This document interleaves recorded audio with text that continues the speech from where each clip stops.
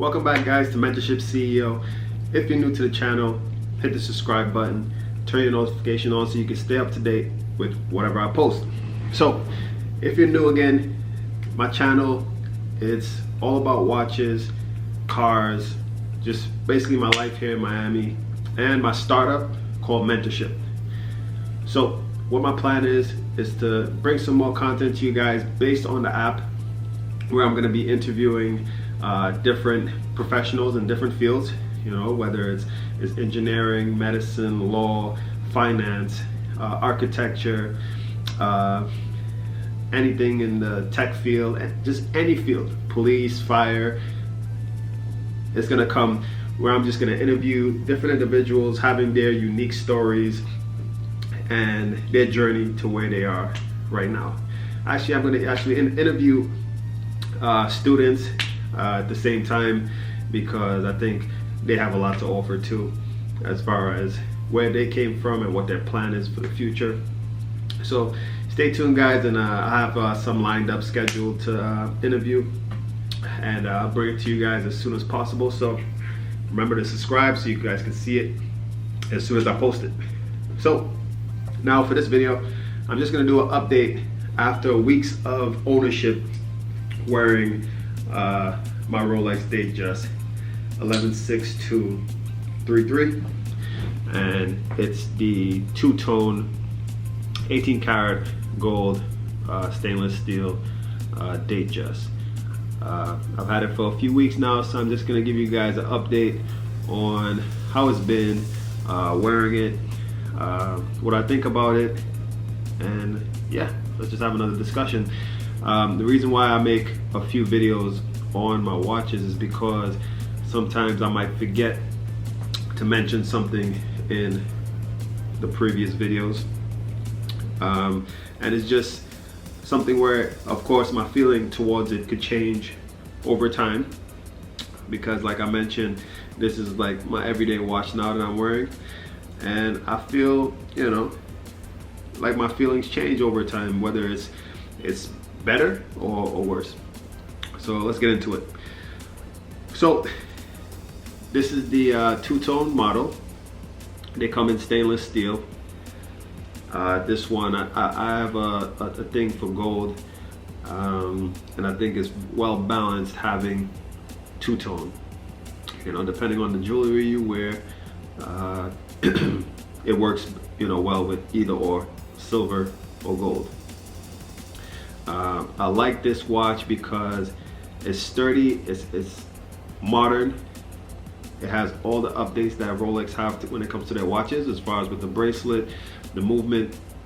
If you guys know, I do have the vintage models to the Datejust, the 1601 and the 16013. Those are non-quick sets. And as far as when you hear non-quick set, that's dealing with the date function at the 3 o'clock. This one is quick set, whereby once you turn the crown and it pops out, you have a section where you can actually change the date without having to change the time. So the non-quick set, you would have to go all the way around 24 hours for the date to actually change to like 1, 2, 3. But this, I could keep the time to whatever time it is, and let's say it's the 12th, but right now on the watch it has the 8th. I could just change the date without having to affect the time change. So this is a function where it's not something that I was too excited about, because with my watches, I keep them in rotation enough to where I wouldn't have to set the time or set the date. Everything is, once I pick it up, it's already there and set. So I actually do like the non-quick set, because it's like a bonding session with my watch when I'm, you know, going through it, going 24 hours to try and get the right date. But with this, I don't think I would really have it unless I just want to be extra, because I still could change the date doing 24 hours. But yeah, guys, this one is the updated version from the vintage models. It's quick set. The links are solid, not hollow like the previous version. I have the Jubilee bracelet in that version, and I do like this sturdy bracelet. The center link being hollow is not my thing. The end links being hollow, also on the previous vintage model, is not really the best for me. The solid end links, like this one, comes with the solid end links. I can't really show it because I'll have to take it out. And with this, that's another thing I need to mention. This is no holes. It's a no holes case. The previous models have holes where it's easier just to switch out the bracelet with just a pin, pop it out. But this it's hard. I tried it once just to get the serial number and the model number, but it's difficult where you have to really get in there and make sure you pop it out, and it's really fitted perfectly between the lugs. So it's not the easiest thing to take out, I guess, unless you have the tools made for it, which I really didn't. So yeah, this is just a little close-up of the dial. As you guys can see, it's the fluted bezel. I love the case finishing and the bracelet finishing. As far as on the vintage models, the top surface area of the lugs right here was brushed, but on this newer model, it's polished, matching the polished sides of the case.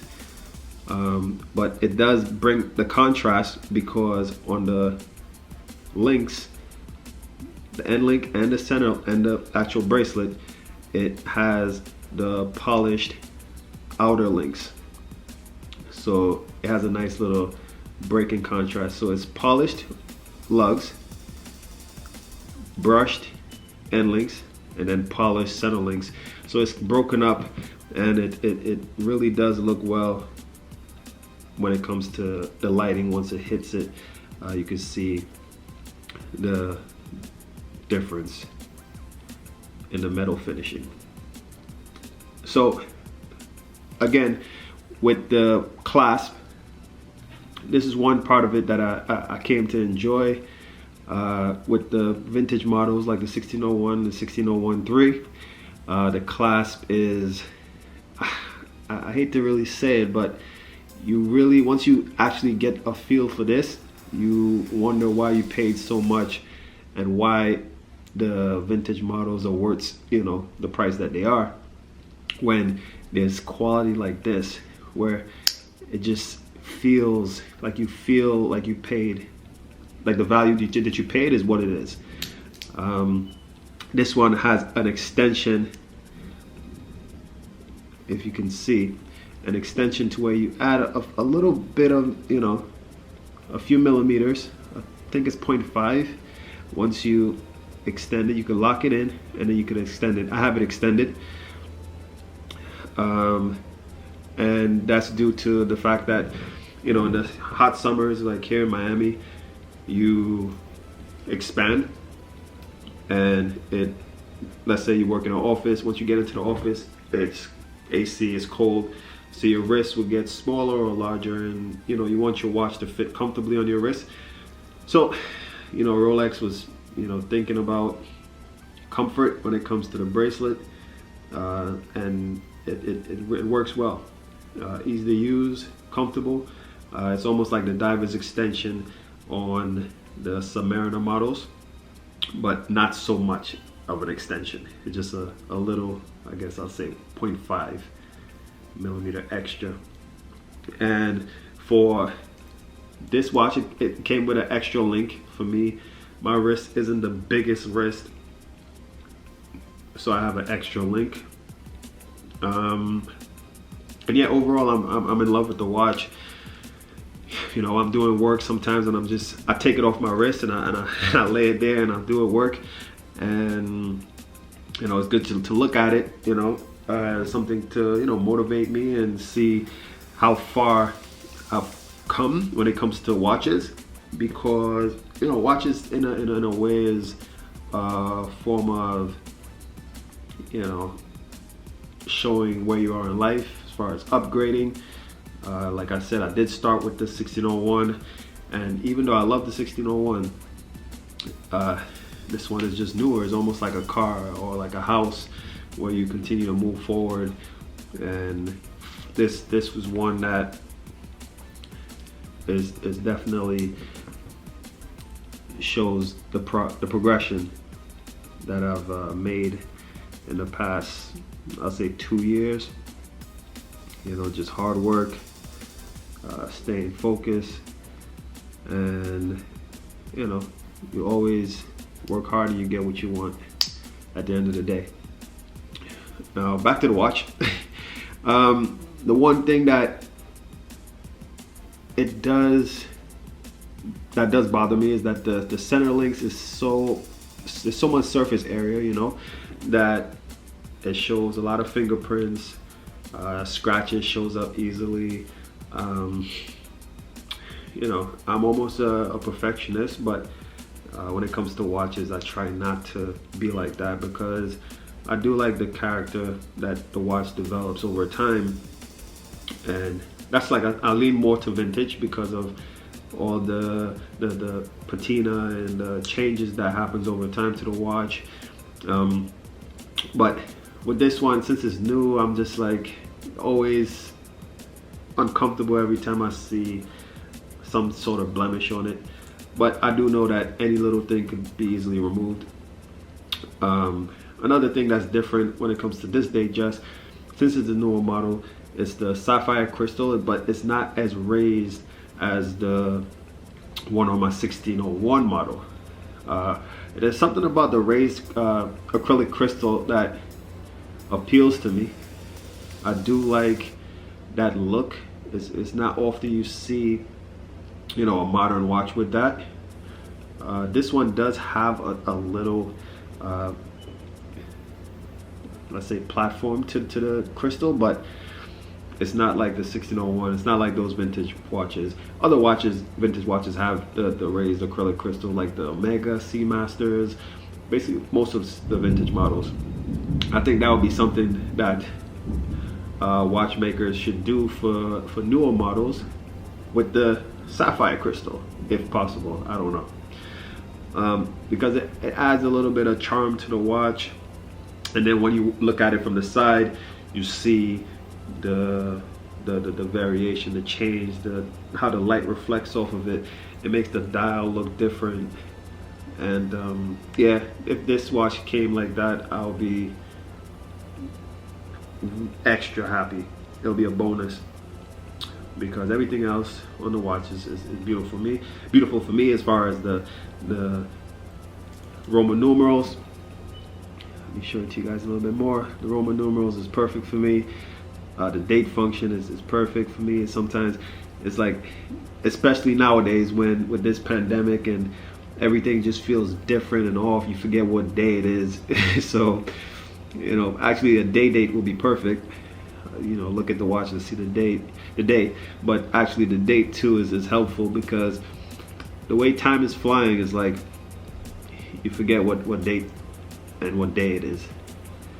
And yeah, it's a watch that has some useful functions to me. A lot of people look at watches like this as it just being like a jewelry or status symbol or whatever, but for me, I do use it to tell the time. And it's funny, sometimes I look at my phone and then I look at my watch. Someone asks me, what time is it? It depends on how urgent this person's request is. I'll look at the watch or I'll look at the phone, because I do always have my phone handy. And yeah, but really though, the watch, I do appreciate time, and I do appreciate the engineering and research and development that goes into watchmaking. It's been a long way, especially for Rolex. That's the brand that we're talking about right now. It's been a long way they came, and the way they are now is just, I would just say, perfect. Of course, there's other watch brands that's better than Rolex as far as in the craftsmanship and the movements, but I do appreciate a lot of what Rolex have to offer, and I'm hoping, you know, someday I bring another model, not another model, another brand to the channel, because I do just focus on Rolex, I think. But hopefully I'll bring a Patek or something on that level and show it to you guys. So far, this watch is, this is really the watch ultimately that it comes down to, that I wanted when my passion for watches all started. That's actually another topic I can get into really quick. My first watch was a Guess watch. That was just a stainless steel, rectangular shaped, just quartz. It wasn't anything mechanical. And over time, I started noticing more watches out there, watches that, you know, older gentlemen will be wearing, especially Datejust. You know, you see that Jubilee bracelet and it'll always catch my eyes, and I'm just like, you know, I'm linking that Jubilee bracelet, that Rolex Datejust, to success. And it'll always be some older gray hair guy, you know, and I was always saying, oh, one day. So from then I'll do my research and I'll see the prices. I'll see, oh, 4,000, 4,500, 5,000 for a Datejust, vintage model, and I'll be like, man, I'll never pay that much, you know, for a watch. And it came over time where I was like, all right, if I can't afford this Rolex Datejust, I could get something else that's gonna be, you know, somewhat of the look. So I got the Seiko, almost look alike for the Datejust. Same case, same bezel, and of course the Jubilee bracelet. For something, to me, the Jubilee bracelet was just it.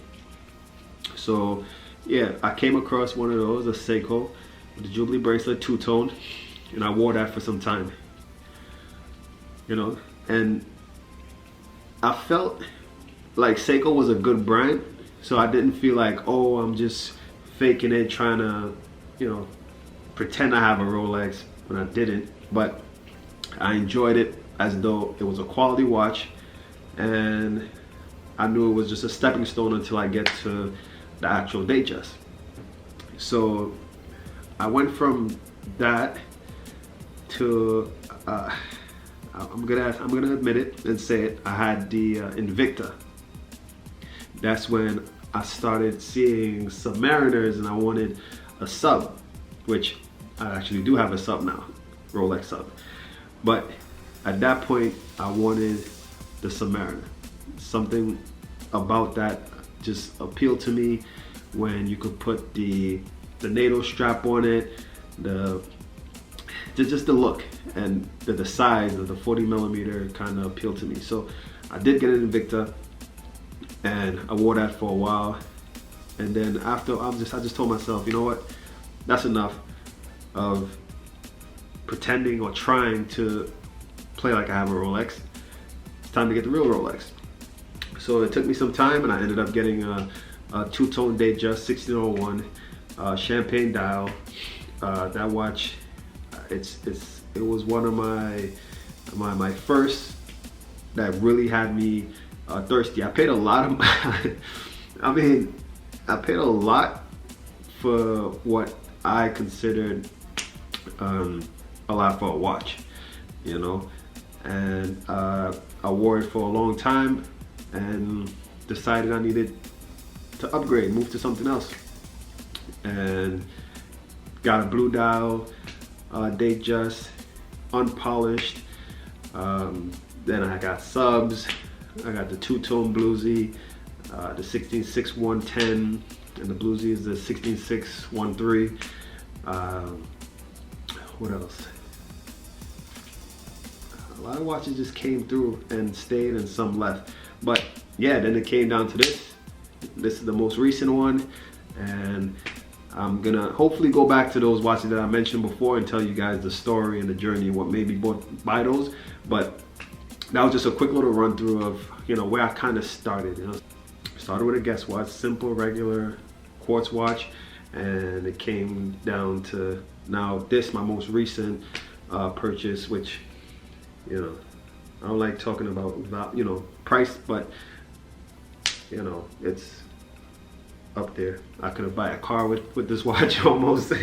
So it's been a long journey, and it's not really just about the money, it's about just enjoying watches. So stay tuned for more videos, especially on the watches. Stay tuned for the interviews when it comes to the professions and the different individuals that are out there in the field working, even right now through the pandemic. You know, some are working from home, some are still out there working in different hospitals and doing what they got to do, the nurses, the doctors. And yeah, just subscribe, stay tuned for more. Comment down below. I did turn my comments back on. I didn't realize that they were off. You comment down below, give the video a thumbs up, and I will reply to comments if you do. And just share the channel, different videos, go back on my old videos to stay up to date, and I'll see you guys soon.